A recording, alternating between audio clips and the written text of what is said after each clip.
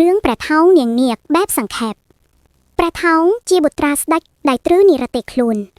ទ្រង់បានធ្វើដំណើរឆ្លងកាត់មហាសាគរតែអង្អែងដោយបេះដូងឯកា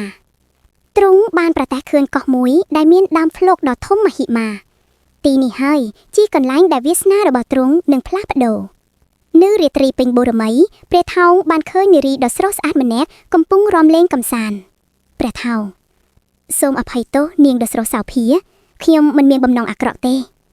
ពួកគេបានចំណាយពេលជាមួយគ្នាហើយសេចក្តីស្រឡាញ់ក៏ចាប់ផ្ដើមដុះពន្លួកនៅក្នុងបេះដូងអ្នកទាំងពីរនាងនាគការពិតខ្ញុំមិនមែនជាមនុស្សទេខ្ញុំគឺជាបុត្រីរបស់ស្ដេចនាគ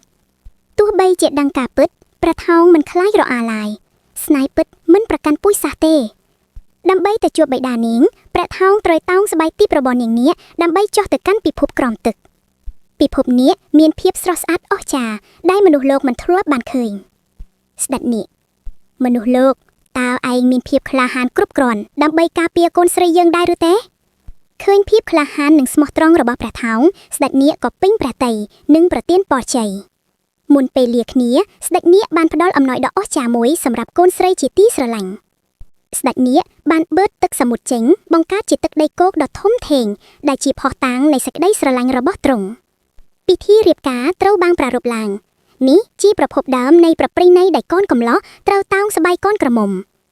ពីសេចក្តីស្រឡាញ់រវាងព្រះថោងនិងនាងនាគបានបង្កើតជានគរខ្មែរដ៏រុងរឿងរហូតមកដល់សព្វថ្ងៃ